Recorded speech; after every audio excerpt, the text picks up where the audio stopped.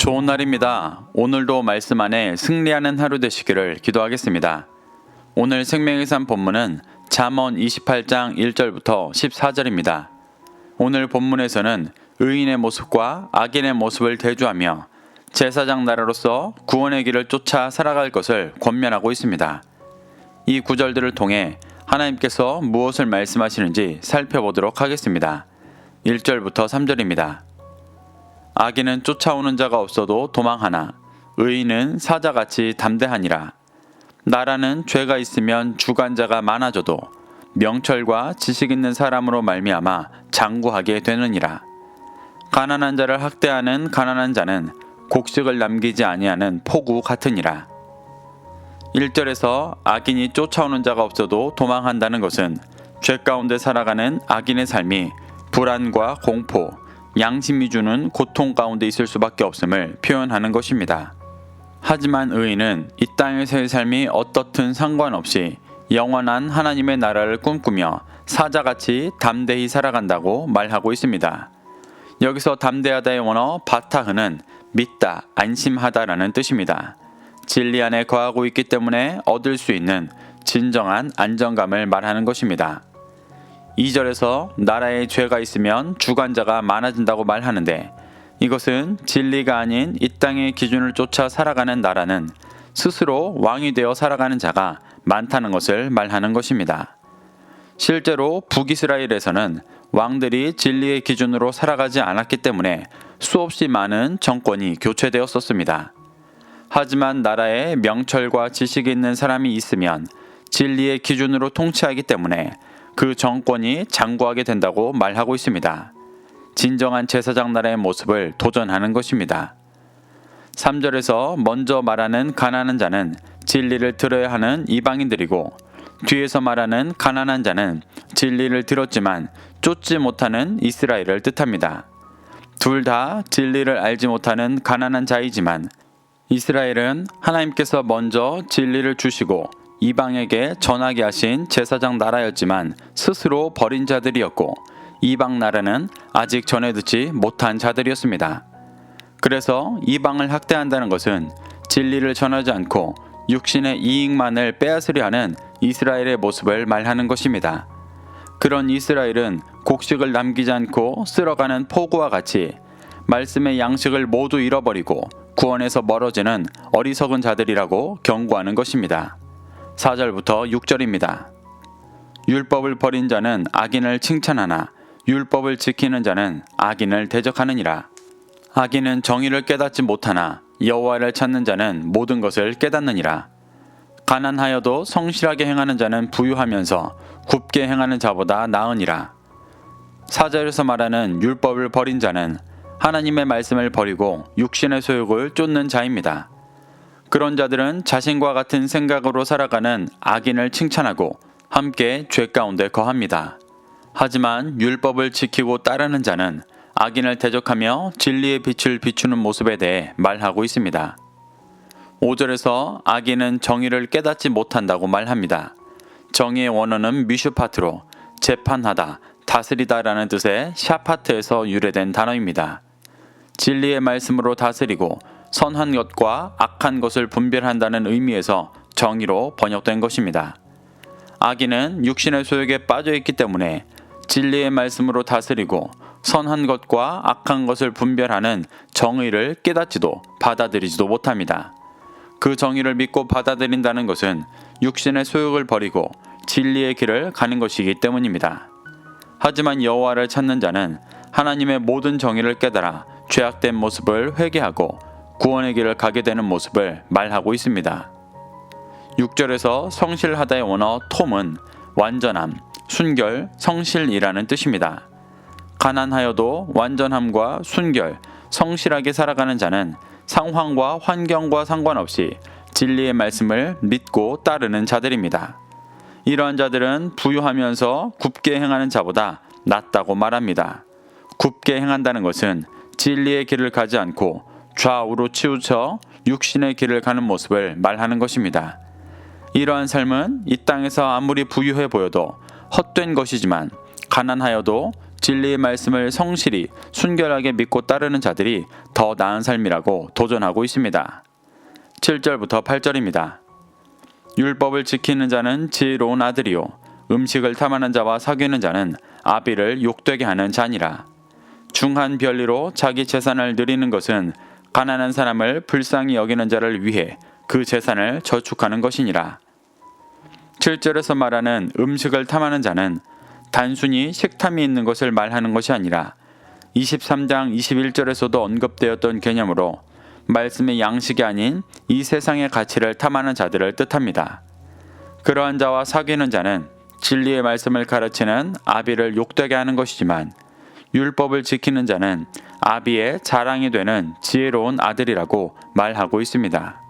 8절에서 말하는 중한 별리를 받는 일은 모세오경에서 금지되어 있는 일이었습니다.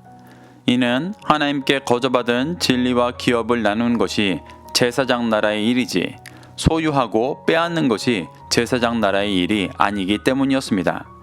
그런데 중한 별리를 행하며 자기 재산을 늘린다는 것은 말씀과 상관없이 육신의 소욕을 따라 살아가는 모습입니다. 그러한 자들은 불법으로 늘린 재산이 자신의 창고에 쌓일 줄 알지만 결국 마지막 때에 이 모든 진리와 기업은 말씀을 따라 가난한 사람을 불쌍히 여기는 자가 누리게 된다고 말하고 있습니다. 9절부터 10절입니다. 사람이 귀를 돌려 율법을 듣지 아니하면 그의 기도도 가증하니라. 정직한 자를 악한 길로 유인하는 자는 스스로 자기 함정에 빠져도 성실한 자는 복을 받느니라. 9절에서 귀를 돌려 율법을 듣지 않는 자의 기도는 가증한 것이라고 말합니다. 율법을 듣지 않으면서도 하는 기도는 육신의 소욕을 간구하는 기도이고 형식적인 기도들입니다.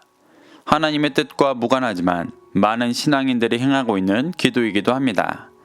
히스기야는 솔로몬의 잠언을 통해 이러한 기도가 가증한 것이라고 말하며 경계하고 있습니다. 가증하다의 원어 토에바는 우상 숭배를 표현할 때 많이 쓰는 단어입니다. 이러한 형식적인 기도들이 우상 숭배와 같은 것이라고 말하는 것입니다. 10절에서 정직한 자를 악한 길로 유인하는 자는 스스로 자기 함정에 빠진다고 말합니다. 제사장 나라로서 악한 자를 정직한 길로 인도해야 하지만 육신의 소욕을 쫓으며 정직한 자마저도 악한 길로 유인하는 자는 스스로 심판과 멸망의 길로 가고 있는 것임을 말하는 것입니다. 이와 대조적으로 말하는 성실한 자는 악인을 구원의 길로 인도하는 자입니다. 그러한 자는 구원이라는 가장 본질적인 복을 받게 된다고 말하며 도전하는 것입니다. 11절부터 12절입니다. 부자는 자기를 지혜롭게 여기나 가난해도 명철한 자는 자기를 살펴 아느니라.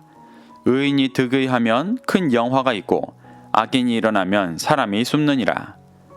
11절에서 말하는 부자는 진리의 가치를 따르기보다 육신의 소욕을 쫓아 이 땅에서 부를 이룬 사람을 말합니다. 이러한 사람들은 자신을 지혜롭게 여기고 성공한 인생이라 여기지만 실상은 영원한 하나님 나라를 준비하지 못하고 심판과 멸망을 향해 가는 자들입니다.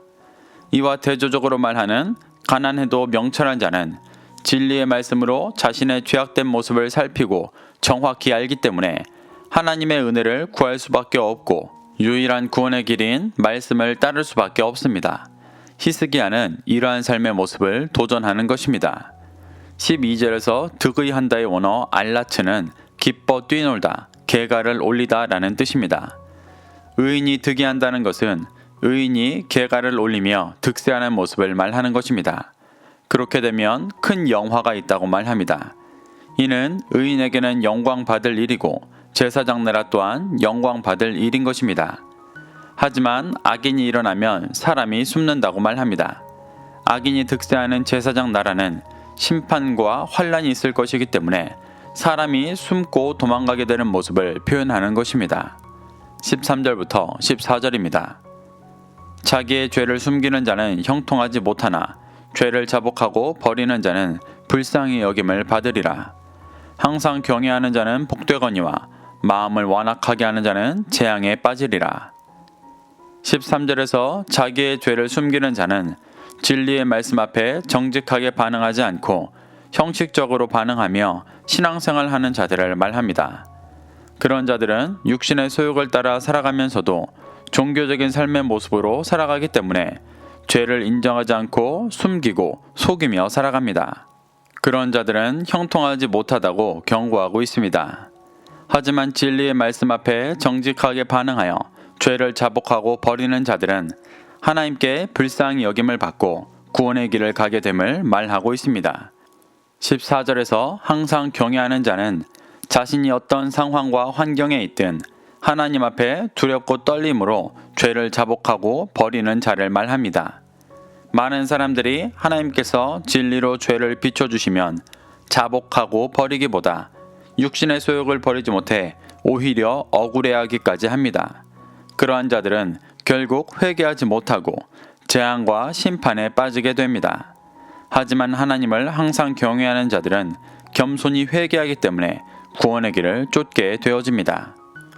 이렇게 히스기야는 솔로몬의 잠언을 통해 의인의 모습과 악인의 모습을 대조하며 제사장 나라로서 죄를 자복하여 버리고 구원의 길을 쫓아 살아갈 것을 권면하고 있습니다.